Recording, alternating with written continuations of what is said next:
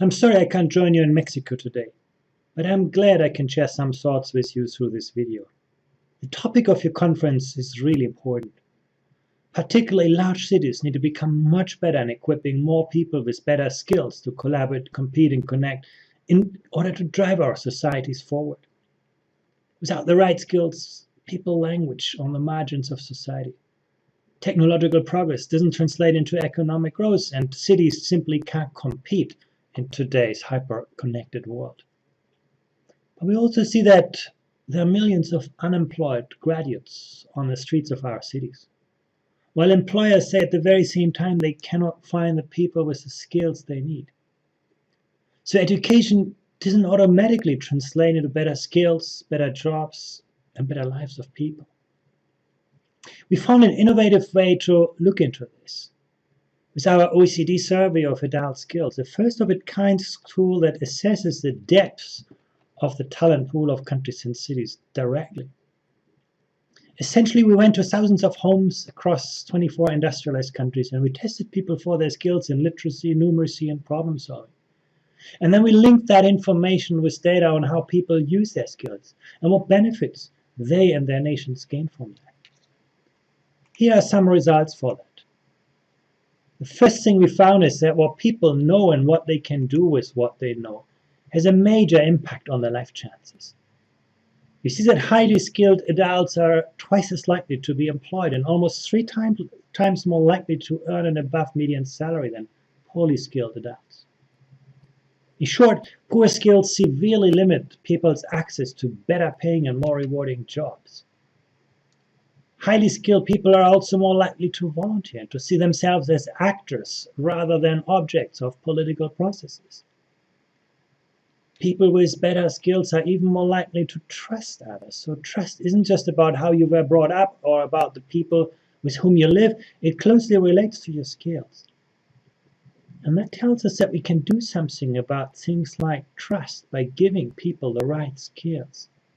And that's important because without trust in public institutions, public support for ambitious and innovative policies is very hard to mobilize. Particularly, we ask people to make short-term sacrifices for long-term benefits. Without trust, citizens and businesses also avoid taking risks and delay decisions on investment and innovation that are so important these days. So in the end, fairness, integrity, inclusiveness, and public policy all hinge on the skills of citizens. The case for skills is very clear. So how well do nations prepare their citizens? Well, roughly 1 in 5 adults in Japan and Finland perform at the highest level on our literacy and numeracy tests. But in Italy and Spain, this is just 1 in 20 adults. And more than 1 in 3 perform at or below what we call the baseline level of literacy and numeracy. But even highly literate nations have often shallow areas in their talent pool. In fact, at least 1 in 10 adults doesn't make it beyond the most basic levels of literacy, where people can sort of hardly read and write. Across the 24 countries that took this test, that translates into more than 80 million adults in the industrialized world who don't read better than a 10-year-old child. On top of that, in countries like the United States, Poland, Germany, Italy, or England, a difficult social background very often translates into poor adult skills. So the skills of people differ and the talent pool of nations differ. But those differences are not written in stone. In fact, our data show that some countries have made remarkable progress in equipping more people with better skills. You see our literacy scale on the horizontal axis here. The red line here is the average performance of people across countries. The gray line is the performance of 16 to 24-year-olds. On the pink line, the performance of 55 to 64-year-olds. So generally speaking, youths have better skills than older people when it comes to literacy and numeracy. But look at young Koreans, the yellow diamond here. They do much better than their peers in other countries, while older Koreans are among the 3 lowest performers across countries. Every decade, Korea has added the equivalent of 2 years of education and skills to its entire population, seen dramatic progress. You can also see good progress in countries like France or Spain or or Germany, and so on. But then you get to countries like Norway, where the older generation does quite well, but the young is falling behind. And look at the United States or the United Kingdom. Young Brits and Americans enter a much more demanding job market with similar skills in numeracy and literacy than their grandparents, who are about to retire. The talent pool in these countries will shrink significantly over the next decades unless those countries succeed to improve schooling and to provide adults with a lot better ways to develop and maintain their skills. So how do we develop skills? As you would expect, formal education is a very important route to better skills. But our data also show that literacy levels often differ markedly from what formal qualifications tell us. Look at this chart, where you see the skills of the middle half of Italians who didn't complete high school. You can see that their skills vary, and in fact, their skills overlap with those of high school graduates. And you see that the bottom half of Italian university graduates have lower skills than the top half of Italian school leavers. Even for the top performer, Japan, marked here in blue, the picture is quite similar. And when you now make comparisons across countries, you can see that Japanese high school graduates easily outperform Italian university graduates when it comes to literacy and numeracy. More generally, our data show that countries like Italy, Spain, and the US rank much higher internationally in the share of young people qualifying for university degrees than in the actual literacy and numeracy skills of those age groups. Sure, there are many reasons why skills and qualifications differ. Put simply, people gain skills and they lose skills, whatever their qualifications. These data also suggest that we need to take a hard look at the value of qualifications. Some institutions and nations probably need to do better in telling young people the truth when they certify their skills, because people are going to find out the hard way when they hit the labor market what skills they actually require. But the difficulty with formal education is also that you get a lot of it at the beginning of your life, maybe more than you want, and very little thereafter. Let me show you what's the most depressing results from our skills survey. You see the skills of people on the vertical axis and their age on the horizontal axis. So this is how the picture looks for literacy and numeracy skills. And you discover why those results are so depressing when you figure out where you are on this curve. You might think that's all to do with the fact that older generations were not as well educated, or that the social composition of populations has changed. But if you adjust for that, the picture looks actually even worse. Or you might think this is all about biological aging. We get older and we forget things and so on. But there's some truth in that. But our data also show that these curves actually vary markedly across countries. The Nordic countries, the Netherlands and Canada, for example, have been much better than other countries in making lifelong learning a reality. They have developed adult education that is relevant to users and flexible, both in content but also how it's delivered.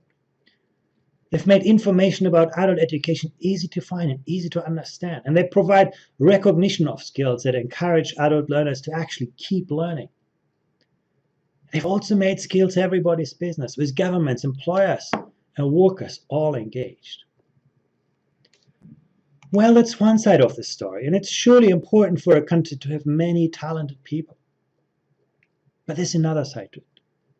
Skills are only valuable when they're actually used effectively. So we measured not only the skills that people have, but also how they use their reading, writing, numeracy, and problem-solving skills at work. You see the average skill use across countries marked here in gray. Now, the higher the bars, the more intensively those skills get used. Americans did not do so well on our skills survey in terms of the skills they could demonstrate. But compared with the average, they actually use the skills they have at work. And the economy extracts great value from those skills. No? So the American labor market is very good in transforming the skills people have into better jobs and better lives. Compare that with the Japanese. They read, they write, but they don't solve many problems. Maybe they don't have any problems left. But think about it. Here you have the country with the highest skills, Japan.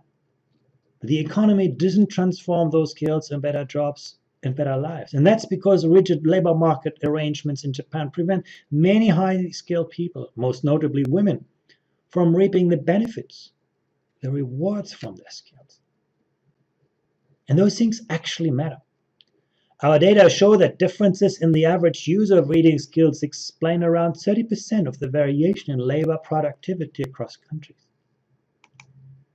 What do we learn from all of this? Let me highlight a few important lessons. First, it has to do with providing high-quality initial education and lifelong learning. It's about investing in quality early childhood education, initial schooling. It's about financial support for the disadvantaged. It's about providing opportunities and incentives to continued development of skills, both outside work and at the workplace, across the life cycle. It's about making learning everybody's business. Governments, employers, workers, and parents need effective and equitable arrangements to figure out who does what and who pays for what, when and how over the life cycle. We also need to recognize that people with poor skills will not engage in education on their own. And they also tend to receive less employer-sponsored training. So we need to redouble our effort and investment in those people. It's about effective links between learning and work. Work-based learning allows people to develop hard skills on modern equipment and soft skills through real-world experience. It's about employer engagement in education and training, particularly in small and medium enterprises. And importantly, it's about making learning relevant, both for workplace and workers' broader employability. It's to do with allowing workers to adapt learning to their lives, to provide flexibility in content and in delivery, to combine distance learning and open education resources, making them available to everyone.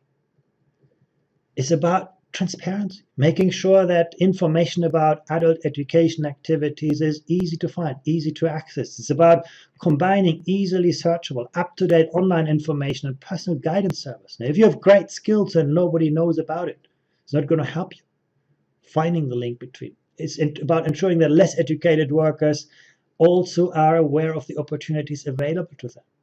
And of course, it's about recognizing and certifying the skills that people have. Again, if a migrant worker comes to your country with great skills, but there's no way he or she can prove their skills, the economy is not going to make good use out of those skills. It's to do with guidance. It's providing about timely data about demand for and supply of skills. Having really good people who have the latest labor market information at their fingertips to help learners figure out where the opportunities are and the need for skills.